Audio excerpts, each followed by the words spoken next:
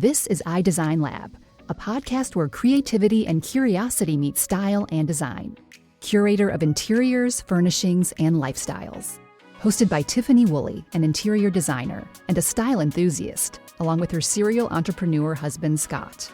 iDesign Lab is your ultimate design podcast, where we explore the rich and vibrant world of design and its constant evolution in style and trends.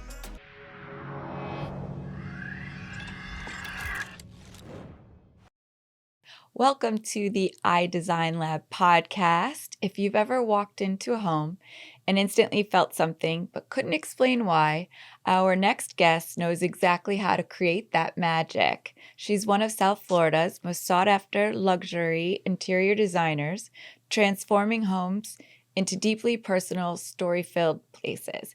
Please welcome the founder of Nikki Levy Interiors. Thank you for joining us. Thank you so much for having me. I'm very excited to be here.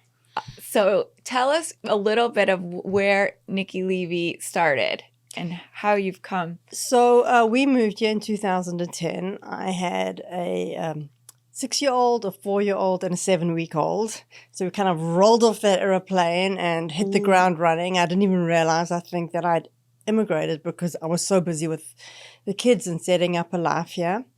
And from South Africa, from correct? South Africa, Johannesburg. And so we launched right into living. I didn't think backwards. I didn't think about my home in South Africa. I was fully integrated and immersed from the day we arrived. And when my daughter was 18 months old, I don't think I could go for another cup of coffee with moms groups. I found myself, I actually love, and I still love the woman who I met there, but I was like, I now need to get myself going. And my husband encouraged me to begin the business. And I really was nervous too, because the South African aesthetic was not at all like the American aesthetic. It was a totally different thing. Tell us about that. So South Africa absorbs from Europe. Okay. Yeah. And the design there was exceptionally high level. And when I arrived here all those years ago, the design here, and I think it hadn't emerged yet. I think we're now at the forefront, actually. South Florida, for me, is the forefront of design. I agree. Along with New York. And What brought you to South Florida? if I was going to move across the world, I did not want to move somewhere where the weather was going to impact my life in a way that every time I left the house with 3 kids, there was bundling them up. Yeah, we needed to make it easy. We had some family here. It was just a really, really good move, and we've never regretted the That's move. a big life-changing decision to make a move like that. So we had to do it. We had really no option. At that point, South Africa had a lot of crime, and actually what made me decide we have to do it was that when I was describing to my 2-year-old how if somebody came to the car with a gun, how he could unstrap himself, which seems so crazy. You're teaching a baby to unstrap themselves. So it didn't make sense. And so my husband and I really worked hard to move here. And actually, funnily enough, the week we were going to put our papers in, we won the green card lottery. Wow. So that was kind of like kismet. Like kismet. It was meant had to be. It was amazing. And so anyway, we moved here, I started my business, and we've never looked back. So were you in interior design there? Had you studied, or it was just a love that you... So I've never studied it. Okay. I've lived it, though. My mom came from a family with, my grandfather was a general contractor, my uncle was a general contractor. My mom would renovate and design homes beautifully. We moved around to, some homes we stayed in longer, and others she would rent and renovate and move. And so I literally lived interior design. In fact, my mom would take me when I was a little girl onto job sites. Right. And I would hear the discussions about the engineering and about foundations and about all the lighting, placements, but like the real in-depth design. And I actually think that in a way I was an apprentice. And I think that is such a lost opportunity. It is an art if, too. you know, these kids are obviously so busy with all their extracurricular stuff. But actually to like hang around apprenticeship. But even if it's hanging around your parents' office and just absorbing what's going on there, or you know, whatever the case is, it's so important. So you jump into a business that's brand new. We're 16 years later, and you're running one of the most spectacular interior design firms in South Florida. Your work is impeccable. You have a fantastic reputation. What was that like when you first started, like getting your first job? So getting my first job. So how that happened was I'd walked into a tiles. It was a very strange thing. I walked into a tile store and I told a gentleman working there that I was an interior designer, which I had worked very minimally in South Africa. And he gave my name to a woman who hired me.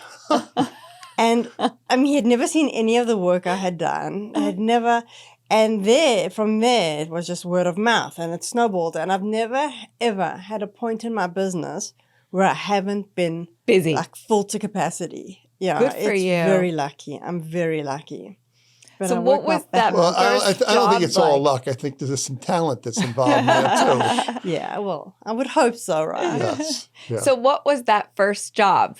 So that first job was for a wonderful, I actually bumped into her at Publix the other day, a wonderful, wonderful client. It was a full renovation. She wanted to make a home that she work for her. She was a very tiny woman. Her husband was a very tall woman, a man. Yeah. And and they kind of had lived there for a while, but it wasn't exactly what they wanted. So it was a full gut renovation. And I'll never forget that I was showing her tile and it was glass, like a Thassos, you know, the Thassos look glass tile. Yeah. And she said the only reason she bought it was because she liked how I said glass. And that made me realize, like, I don't have to ditch who I am. You know, I lean into... Embrace it. Yeah, I lean into everything. So. That is amazing. Yeah. So what did it look like, just finding sources and being in a new place? I mean... how did you dig deep in? Firstly, I never stopped working. I literally worked night and day. And I worked in the beginning for very little money. Even though it felt like a lot of money, in retrospect, I gave your time away.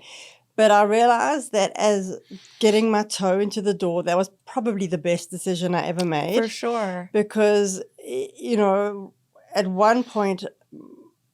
I did a whole 5,000 square foot house for a $750 design fee.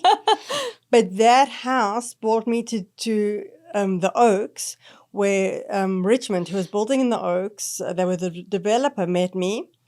And they just gave me client after client after client. So, you know, now I'm like, you know, Campbell, I don't get out of bed for X amount of money. But right.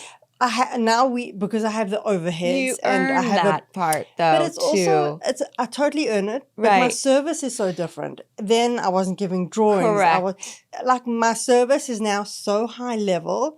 Sophisticated. And our overheads are reflecting of that. Correct. So there's a reason why you're paying what you're paying versus when I was starting out and it was just me and no one else. Right. And how was that when you started to have to add a team and add all of these different components? Okay. So, because I'm guessing you're probably learning a lot of this as I go. As you go along. I'm learning everything as I go. Yeah. So when my first hire was Alyssa, who's still working for me 9 years later. Wow. We just hit it off from the second we met. We're very, very close on a personal and business level. So it's interesting because although we have like a real deep personal connection, there's definitely a delineation between that and our business relationship. But it's, I think, one of the most important relationships I have. Aww. It's like she's a she's really an amazing person to have on the team. Is she more an operations person? No, or she's an incredible designer. Wow. She's an incredible designer. Every single designer in my studio is insanely talented. Wow. And it's taken us a long time to get here, 10 years, to like build up this incredible team.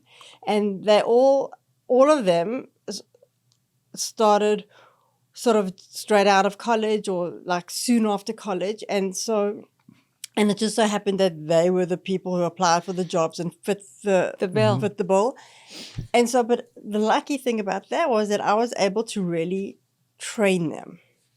That they really do know exactly what I want. And they're very, very good at design, and they're very, very good at project management and the whole. So how did you decide to set up your team? As you were saying, you were training them. Were you like delegating at that time, like this project would be one that you worked on, or do you work on them as a team? So we have put a huge amount of effort as a group into making our company run well. And how we did that was we had some tough times. And what we did was we put a stop to the business. And for a solid week, we shut down. Did you really? Yes. And we said, okay, so this is what we do well. This is not great at the moment. I love it. What can we do to fix all these things? And we went through line item by line item by line item. Mm-hmm. And we fixed. We physically went in and made a process for every single thing we were not coping with. And it has changed my business. So, to wake up and actually do that it's insane. And now we do it every year. One year we went on a cruise and did it.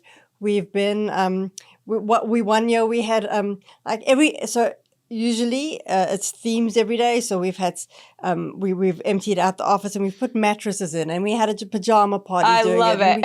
It's really team building as well. We work well as a team, and we want each other to succeed. And so because of that, I think that our business has flourished, and our clients. I've had clients who are now on a fourth home. Right. And they have seen how the growth has impacted the business. That's amazing. Is your husband involved at all? Yes. I always say he's the Levy of Nikki Levy Interiors. Oh, I love that. So he is. That's cute. He is the financial. He's got a business degree. He's very, very astute. He's got the best and very different advice to give me. We think 100% differently. I am the accelerator and he is the brake. And so between us, we're driving kind of at jerky a little here. So what do you mean by accelerator? So she wants to live go, in go, intuition. go. I have a gut feeling, and I will go with that gut feeling. And I actually think that's what design is. I don't think you can learn to be a designer. You either can or you can't. And all that you can learn is to prop up your creativity and ability. So I will go and I will see something that totally appeals to me, and he will say, these are the concerns I have, and kind of lay them out for me. So the concerns of what you're laying out, like the design of someone's home? No, nothing with design. It's all financial, contractual business. and financial. So for running the business? Running the business. So for instance, I did Kips Bay twice. Right. And he said to me, and that's a huge time and money investment. Yes. And he wanted me to be very certain that the amount of money we were spending, we were going to get back. Now, you can't go into Kips Bay thinking you're going to get a ton of jobs, because it's not that. It's more of putting you on a different platform, a different level. Yes. You're being exposed in a different way to the interior design community, as well as publications and all of that. So, but the thing is, I just wanted to do it to see if I could. I know. Well, you did a good job on that. No, but he didn't want you to at first? No, he just wanted me to make sure. That I thought it through clearly, and that the amount of time, energy, and finances we were putting into it was worth the effort. And how did you, because you said before you love data, how did you like go through that and make that conclusion that it was worth it? Like you said. So it's funny because I love data, love it. But I also love like listening to my little voice that tells me things. So that was not data driven. That was an emotional creative drive. So that I just knew that if I were to do something like this, I could go further in my career. Yes. It would put me in a different level. Now, some people do not. Some people, it does not make any difference to them. I know. And some people never see more than 1 or 2 photographs of a write-up in a magazine. And thank goodness, like, our stuff has always been very well received. So we got a lot out of it. I know, because it's something that we talk about here. Like she's wanted to do it, and it's kind of the same thing. Time and energy away from the energy and other things that we've got going on in life. Yeah. No, it is hugely expensive. Yeah, hugely. That we realize. Big commitment. Huge. So what was that process like for you once you made that commitment to do it? Like, how was the design process? Did you already have it in your mind? The first one was at the tail end of COVID, where everything had opened that month or so. That was a very difficult one. And actually, Alyssa handled a lot of the logistics of that one because I was handling the drama that was happening in the studio at that time because, as you remember, COVID equal drama. Yeah. Then, so the creative process was you sit down and you design and you have like a week to design and you're doing it. And you don't have a client and you don't have anyone telling you yes or no. And you just go ahead and it's done. Right. I look back at what I did and I do wish for both of them that I'd had more time because the second home we did, was the second largest square footage that a designer had ever done in the history of Kips Bay. It was enormous hallways and a stairwell.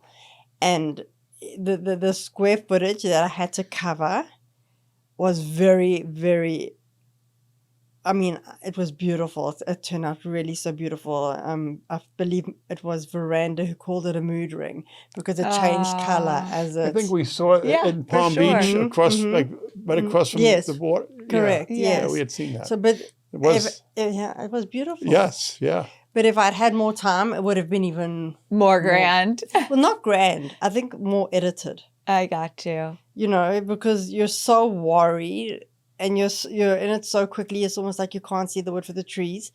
And I would have maybe, but there's always would have, could have, maybe, should have. Always. And that's what people who are creative do. Correct. We're not accountants who have a balance sheet that balances. No. We kind of edit ourselves along the way. So what do you find most rewarding about the process? Is it the client relationship? Is it winning the job? Or is it the... So there are 2 things that I love. The very first thing is that it is one of those jobs where there's a beginning, a middle, and an end. You onboard a client who has a dream, and you work and you see the realization of a dream. There aren't that many opportunities in life, you know, and jobs and professions where you're allowed to do that. You really see beginning, middle, and end. But I absolutely love the business side. You do. I love having a business. It's like a big game. It's you're playing it. You're playing chess while somebody else is playing checkers, and you're trying to make sure. And the nice thing about this game is you want everyone to win, right? Which is also rare. Like you don't want anyone to fail because any failure within your purview is your failure too. So you're working to make sure your clients are winning, your vendors are winning, your team at the office is winning, and it's really a lot of fun. I know, and I always say we're surrounded by beauty. So, I mean, it's just, it's inspirational just in seeing new product and, being able to use those applications. Absolutely. Have you had any clients that have had a dream in a direction, but you knew and felt that what they wanted really wasn't right? How do you deal with that? Yes. So we have had that. And, what I say to clients is you pay me a lot of money Trust me. to give me, it's for my opinion. And your expertise. And my expertise. And you've paid me for that. So I'm going to give it to you. I'm going to tell you what I think. Ultimately, it is your home. Correct. And we will make it the best version of what you want, regardless of what I think and feel. Because beauty isn't packed up in a box. No, and it's in the eyes of the beholder, too. Well, at the same time, it's a reflection on my business. Correct. So I would never do anything that I thought was ugly. I would do something that I perhaps thought was inappropriate for how they live. Okay. Because that's their choice. If they want that and they understand the pros and cons, let's go for it. I'm also very careful on the actual clients I do take on. The red flags that we've experienced have helped me, go down a certain path. So how do you say no politely, basically? Just we're firstly, busy? Or? We probably say no 8 or 9 times a week. Wow. We get about 40 calls a month. So I'm saying no to almost everybody. Wow. So, and some of them I'm saying no because their scope is not at all big enough. Right. I'm saying no because they're not in an area that I can accommodate them. I'm saying no because I don't have time. So I'm always saying no. So it's very easy to say no. So are you trying to stay within an area like we do? Yeah. So because to spend a half hour, 45 minutes driving to a house, unless it's a it's hard really for us major because we project. enjoy It's the staying scope. hands-on. Exactly. If the scope is large Correct. enough, or if it's a client who've built multiple homes with us, we're prepared to, But it really is the scope. If it's a job that we have time for and that we want, that's great. But the amount of calls we get, and let's not kid, like most of those calls are people saying, like, can you design my child's bedroom? And, but it's still lovely that they would like to work with us. Of course. And there's very, very few, I would say out of every 100 calls, there might be one that would be really something that was meaty that I would want to take on. You'll find the way. And you only have a limited capacity. You can't just... I say yes to everything. But saying, I've always believed by saying no to people like that or potential clients is only building upon your brand. Correct. Because those people are going, she can't work with me. Yeah. I can't get her. Yeah. Oh my God. And it's funny because I've had people who I've brought on who said, my friend tried to get you. Yeah. They couldn't get you. It's timing as well. It is true. Timing is everything. What is your process when you take on a new project, something that you're looking forward to, is it your intake, obviously, with the client is important. Yeah. But where do you start? So I'm leaving here to go onboard a client. We have about a 300-page onboarding packet that is purely visual. It is almost nothing written, writing. nothing. And so we look at it, we work through, we see what the client is attracted to, we see what the practicalities are that they love, and we work through that and ask them so many questions and ask them everything from allergies and disabilities to timelines to do they think velvet feels good on the hand or are they adverse or just everything. Right. Everything. So it's 300 pages that you go through with the client. Together. Like just on your iPad. So they've already signed an agreement or a contract with you. Yes. We do nothing before that. Yeah. Nothing. You learned that the hard way too, right? Yeah. Well, you know what? Through the years. Exactly. No, we don't start a thing without a contract. Right. And in fact, I don't even really give, like people say, well, like, how do I know that you'll be able to do this project? And they came to me. Right. I didn't come to them. Right. They found me because they liked something I did and they see my capabilities. So I'm not selling myself to them because our projects speak for themselves. What I'm explaining to them, which is, I think in a way, the sales is a byproduct of what I do, is I explain to them our process and what, if they were to be onboarded as a client, what they could expect from us. And that, because it's not a sales pitch and it's more of a let us make sure that we're on the same page, I think it does much better than trying to sell our business. Oh, very interesting. So once you've onboarded, do you start with like color schemes or do you go to floor plans? So once we've onboarded, we don't see them for 6 weeks. 6 weeks. We design the whole house. We present the whole house to them. And sometimes it's longer and sometimes it's shorter. That would be for interiors only. And then we go from there.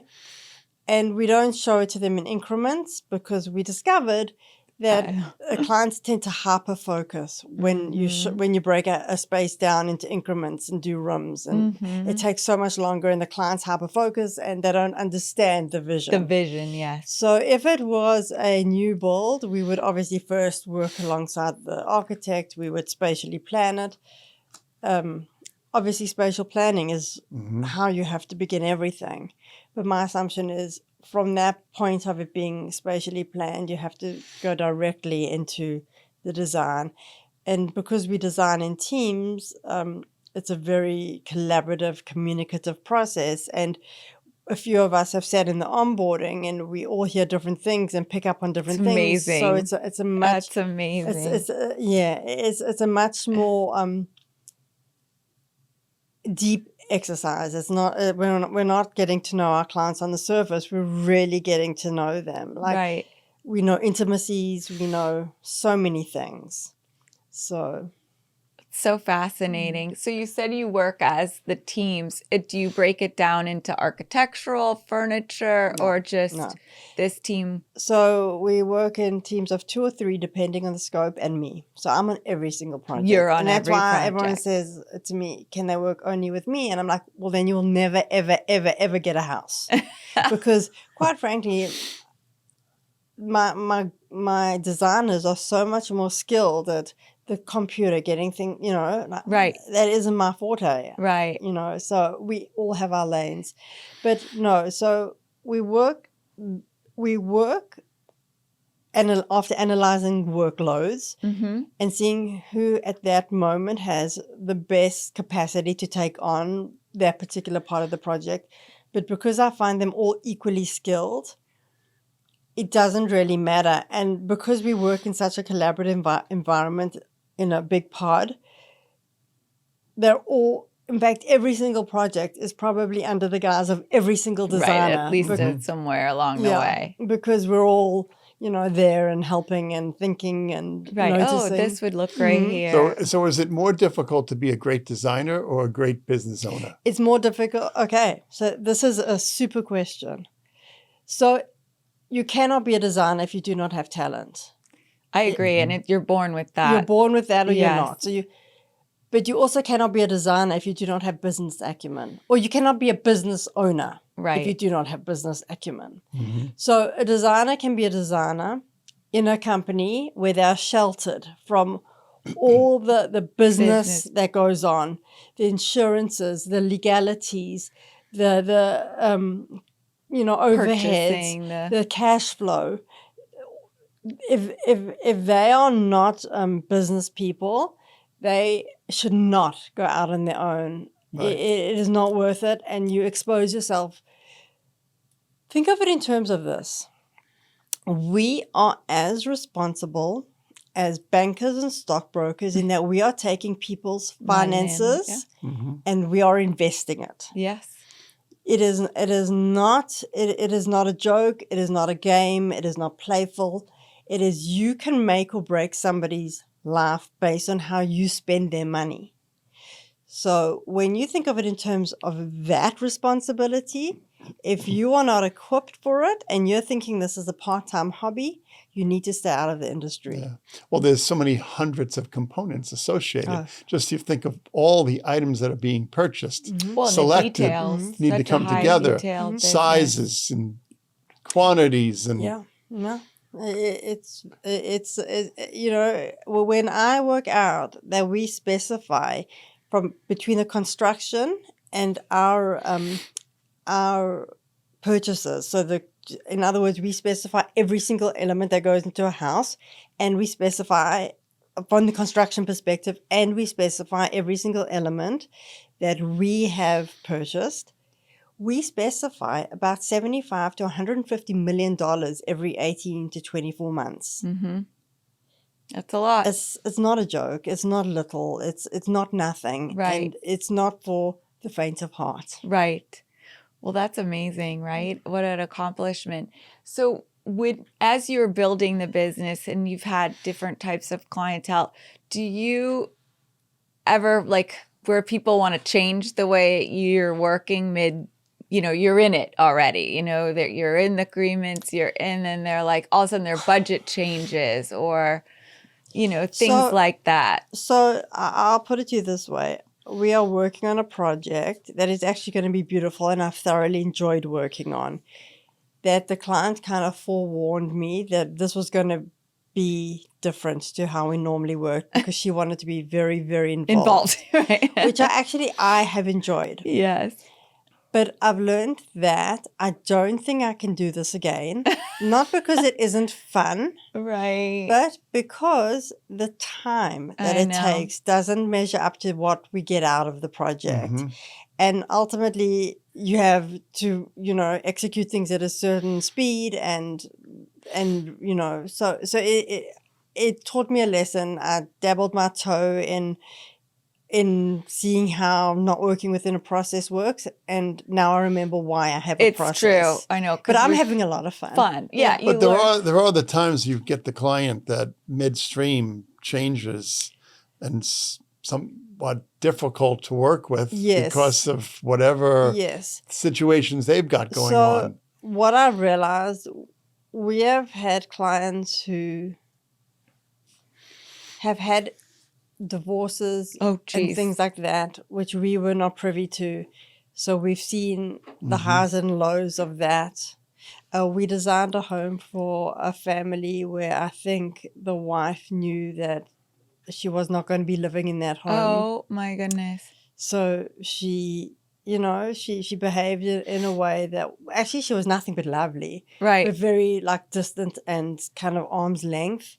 We've had, so it was hard to get what they wanted. And in fact, she moved out very soon, Anyway, so there was that. And then we've had clients who have had financial difficulties in the middle of it. The thing is that as much as this is about money, it's also about people. And if you're not going to be compassionate and see that somebody doesn't want to be in financial difficulty. No, and somebody doesn't want to have an unhappy marriage, and you got to try and remember it's not about you, it's about them, and try and remember that if the behavior changes, as much as you can, protect yourself by telling yourself this is what's going on in their life and nothing to do with me. But it's very hard. I mean, we're very sensitive people. Mm-hmm. It's true. What do you think has changed so much since your career started 12 years ago or so here, as far as design? It's not even the same place. So when I arrived here, it was Northerners came down, bringing their Northern designs down, not realizing that you design for your climate, actually. Right. The reason why the islands have such casual linens and breezy is because visually you don't want to feel even more stifled and hot than you already are.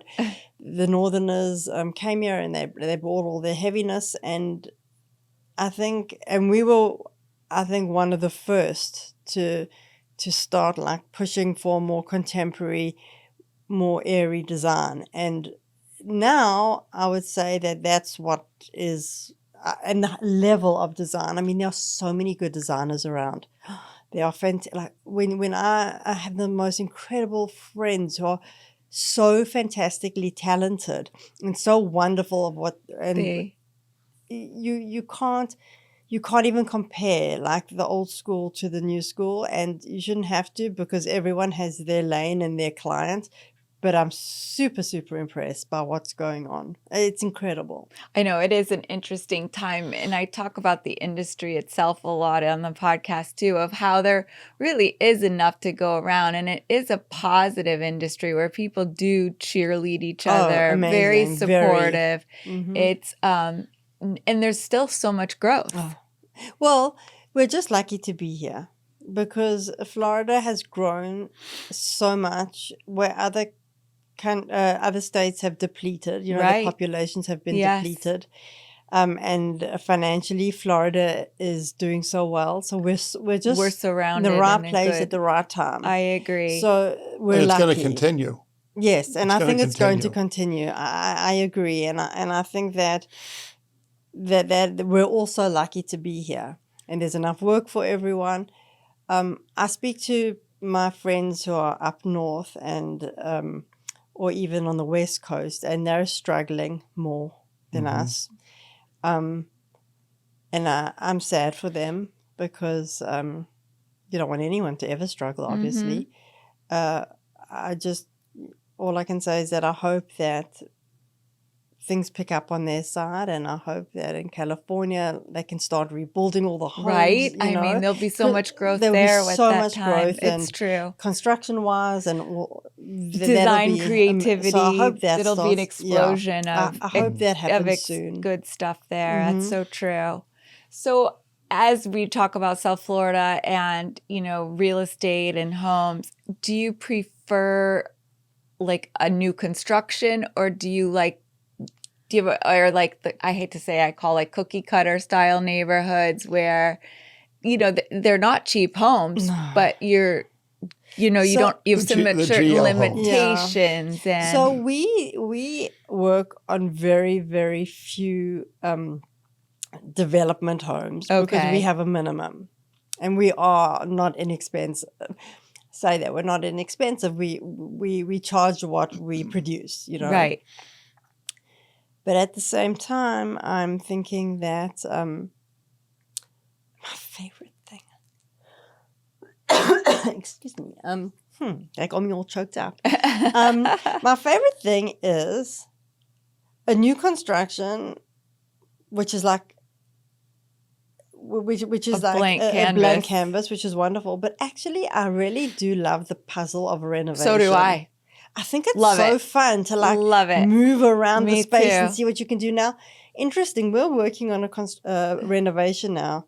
That the before we gave them a couple of layouts, and we spoke to the architect, and we basically determined that for all that we were doing, it was going to cost the same as a new build.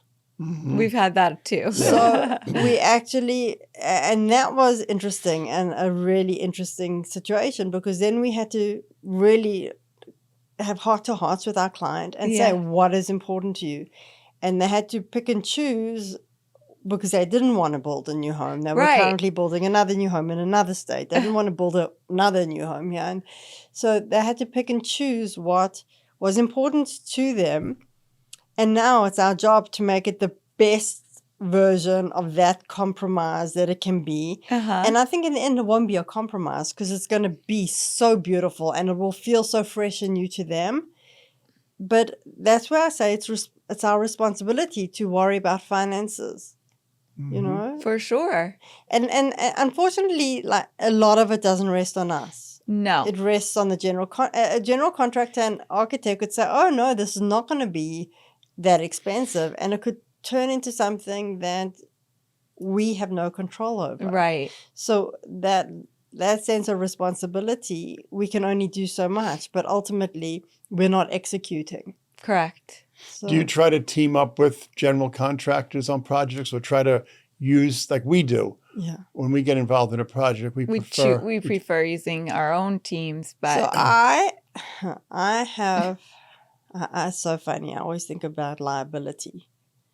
I realize that a general contractor is only as good as they are working with you in that moment. Mm-hmm. And then you can have 6 brilliant jobs, and then the 7th is a disaster. And it's petrifying to me. So I always tell the client, I will work with anyone you tell me to work with. Right. Anyone. Because I don't want to be responsible for a business that I cannot control. Right. It scares me too much. So I'll give them names, and it still somehow becomes my problem. Oh, yeah.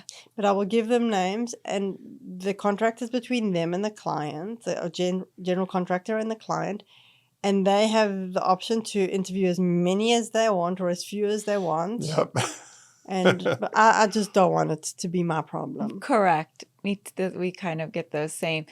But we would prefer to try to align with someone or let the homeowner on someone that we've got a good feeling we know that's about. The same type No, just feel the same way. Exactly. Like I'll give them names, but I'm not. I cannot vouch for anyone who isn't under my purview. Yeah. And you know that's why somehow when a vendor you have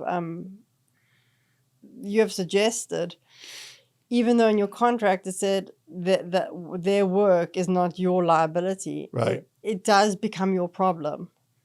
Mm-hmm. No matter what. I feel like whenever there's somebody that can the blame, it just kind of goes in a circle. And that's why the designer is always the one left holding the bag. It's true. I know we kind of have to come in and make it all okay at the end. Yes, exactly. Because the contract is not following everything. No. This is a tough industry. It is. I had a summer immersive a couple of weeks ago where one morning, I don't know what possessed me. I woke up and I decided that I was going to put on Instagram that I was going to have a week where teenagers could come and be immersed in the interior design industry. So cool. Yes. But I don't know what I was thinking. I don't think I was thinking. Like little mini internships? Yes. Amazing. But no, actually, no. It was more like an immersive, like we made them. So anyway, so we had an overwhelming response, and we had 5. Some of them came to stay in Boca from out of state, and one of them was on it was online because they couldn't come down. Virtual, correct.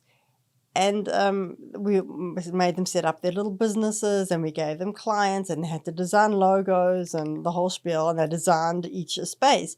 But one thing I kept on saying to them over and over and over again is, this industry, you have to know how wonderful it is and how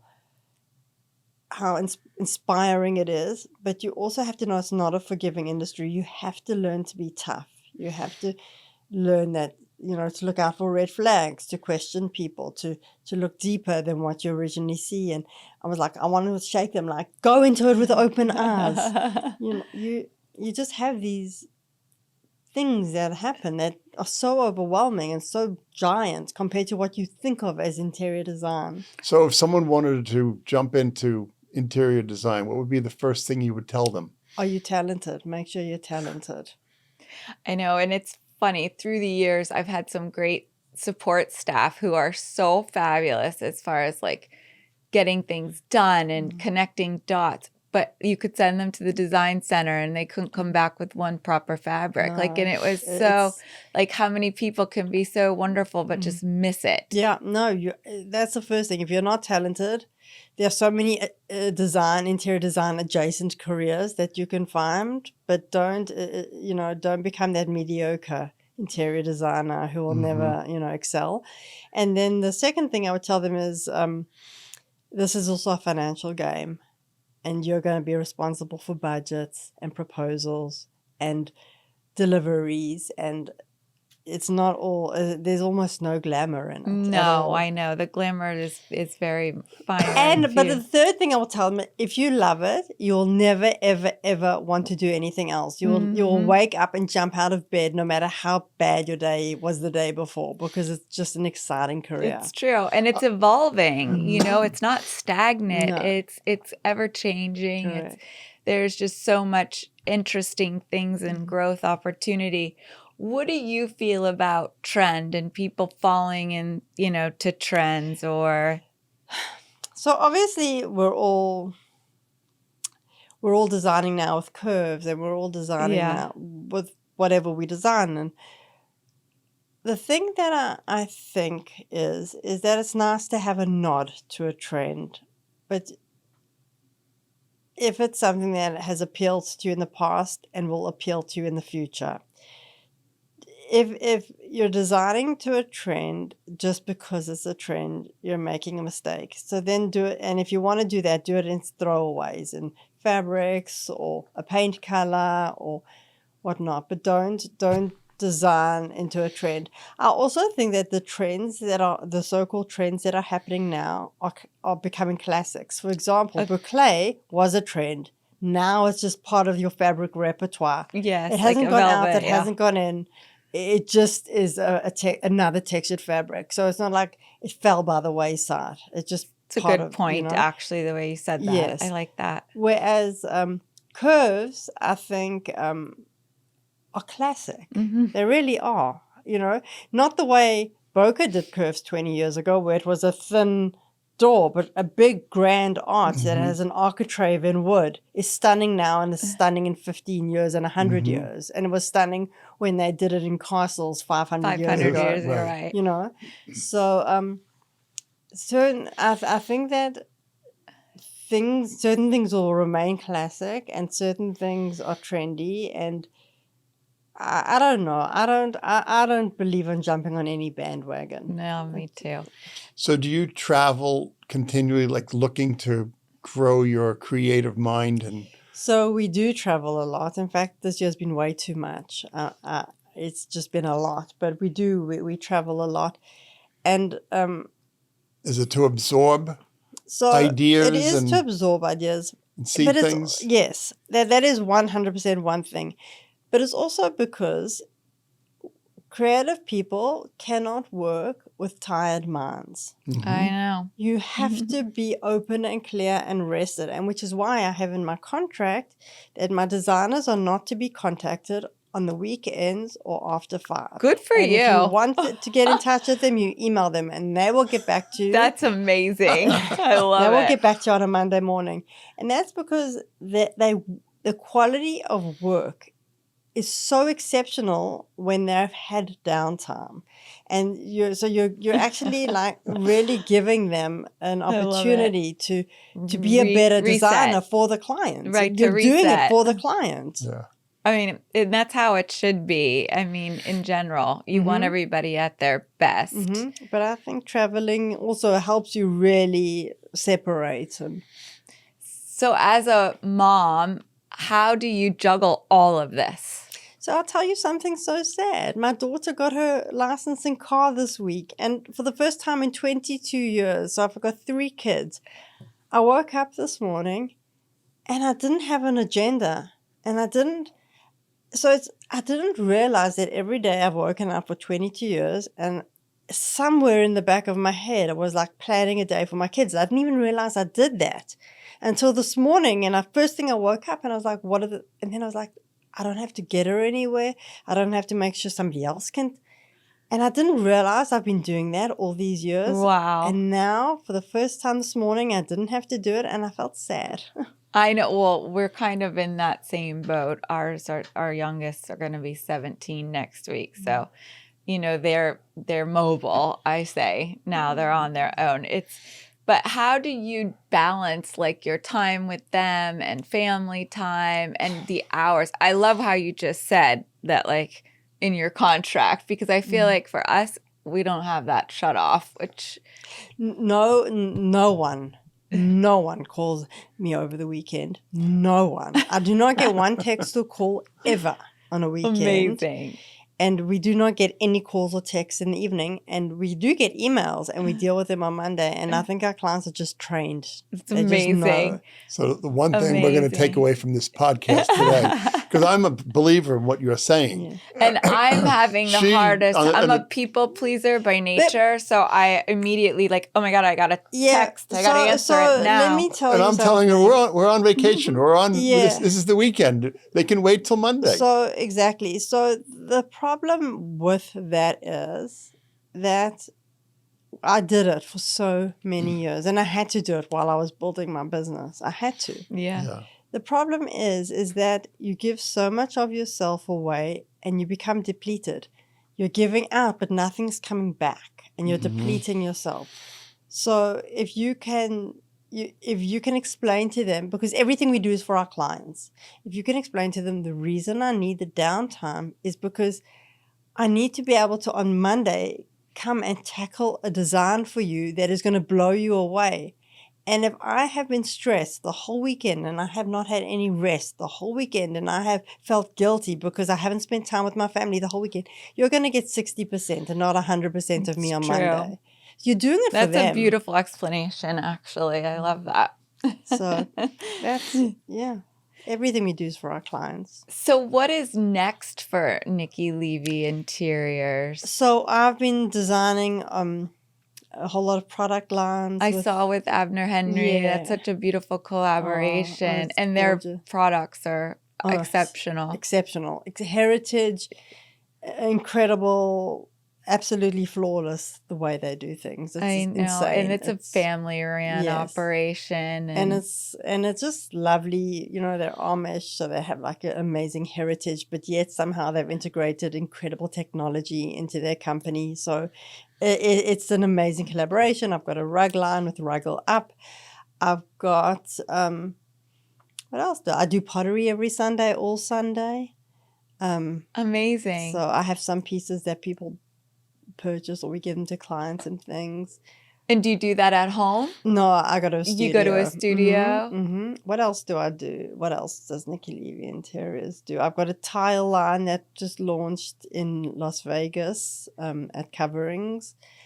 And do you go to all the events as well? I do. I've written a book. No way. Yeah. That is hopefully going to be published sooner rather than later. And what is the book about? The business of interior design. Amazing. We'll have to come back again when you're promoting your book. I want to hear about that. Yes, I would love that. So I'm very busy. I just did the summer immersive with the kids. We work with 120,000 square feet at a time in our business. So we're always busy. There's always stuff happening. And I'm going to Italy, to the Antique Fair in Parma in September. And I'm also going to be speaking at the inaugural Northeastern Design Conference, which is also discussing the business of design. It's going to be an incredible event. It's very small, but it's designed to be small. And where is that? That's going to be in Hoboken, New Jersey. Okay. And that is something that actually, if you want to really immerse, it's 3 days of real nitty-gritty business discussions of interior design. Like contracts and just and how to charge percentages and like if you're a business owner and you have questions wherever you are in the country, this is where I would go, because I think it's going to be fully about the business and how to get better at what we do. That's so interesting. How do you prefer to work? Obviously, it sounds like you've got quite the well-oiled agreement, but is it based more on a percentage with your data? I have a cost per square foot for my engagement fee, and then I have a percentage on top of what my cost is. Right. It's the same with what we do. It's kind of like, I feel like an industry standard. It seems to be there. There's a couple of ways that I've discussed with people doing it. For me, it's cut and dried. I don't want to worry about hours. I agree. Hours, and you can't quantify your time in the shower when you came up with that perfect idea. That's exactly what I say. Like, do you know how many times I've woken up in the middle of the night, like dreaming about your house? That's Tiffany. You scroll at some point and you see something and you can put two and two together. No, and I always say, if you were going to pay me for my time, you'll be paying me millions because I somehow can have 27 thoughts going at once. Yep. You know, more thoughts than hours in the day, you know. Right. So you've done hundreds of homes. Mm-hmm. What still excites you? That's everything. Everything. Like everything. Like every time. So every house is like your first house. Yes. And every single time we onboard a new client, and now we're doing modern Moroccan. I've never very done modern cool. Moroccan before. That's the freaking coolest thing in the world. Yeah, you know? I've never. so fun. Every client is so excited by what we do. Every time we do a process, we create a process that impacts us in a huge way. Like what isn't to love? And every problem we have, I know in my head that in a month's time, it's not going to be a problem. It's actually going to be part of our solution bank. So it's just like everything is so fun. I don't know. Even problems are okay. I agree. Okay, fill in the blank. Mm-hmm. A home without, what is it? A home Without doesn't feel complete. Yeah. What is that? A home without. Doesn't feel complete. That's for me a dog, but that doesn't help.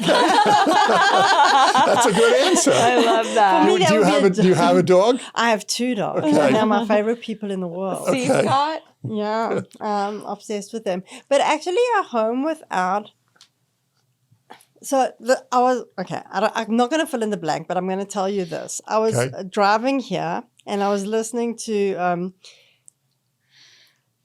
who was it? Celine Dion, and I never listened to this. And Music. Adriano Bocelli. Oh, it's such a good I was song. the prayer. Prayer. I love that song. And it was interesting to me because there are highs and lows, and there are crescendos, and there are a total mix of pitches and tones and languages. And it's just like somebody took every single note in the history of humanity and put it in a bottle and shook it up and let it free. And it's incredible to listen to. Mm-hmm. And I think that if a home without design abandon isn't a home. In other words, a home that is so stagnant and so structured and so in line and so cold is not a home. Right. You need highs and lows, and you need human error, and you need mistakes, and you need texture, because the quirks are actually what makes it special. Too. They are what sets it apart. And the mistakes that I'm talking about are not mistakes that are actual mistakes. They're like, their oh intentions. my goodness, I never realized that if while we were designing, we put this texture here, it would just bring everything alive, and it does. So, yeah. I couldn't agree more. Okay, another interesting question. If you could design the home of a famous person, alive or past, who would it be and why? I love that question. Who would be that one person you would love to have? Does it have to? Can it be a fictional character? Either, yeah, absolutely. See, like I have a person, I've met so many people because I've come from the entertainment industry. There's one person for me I wish that I had met. Like there's just only one person. So Elvis? Yes, I wish I had spent a day with Elvis. That's funny. We met one of Elvis's girlfriends. She was now very elderly. Yeah. So who would I have? So I would have loved to have gone into the era of Great Gatsby and done, on one East egg or West egg. Not sure which egg I would want, but I would want to do one of those homes that was so overwhelmingly debaucherously luxurious. Over the top. And where more was more, and that actually like bad taste became good taste. And where it had so much to say and so much personality that it was disgusting but really good. It was so all at the same time. Correct. Something like that I would love to have done. And on the other hand, I would love to do some Bedouin's tent in the middle of the desert that was so beautiful and so like earthy and sandy and serene and So you like the mobile. textures Just throwing and the caution layers. to the wind. Correct. And I almost imagine the desert winds fluttering Right. the tents. Yeah. So there's such extreme. And where I land is probably every day somewhere right in between. Oh, well, I love that. And what a great way to wrap up. Thank you so much, you. Nikki Levy, Thank for you. joining us on the Thank you. iDesign It was Lab a- podcast. We will continue to watch your success. Yes. Thank you. Your Thank pleasure. You. Oh, thank you so much. I'm so glad you invited me. I hope that we do this again. Absolutely. We will stay in touch. And thank you for listening to the iDesign Lab podcast. iDesign Labs podcast is an SW Group production in association with the 5-Star and TW Interiors.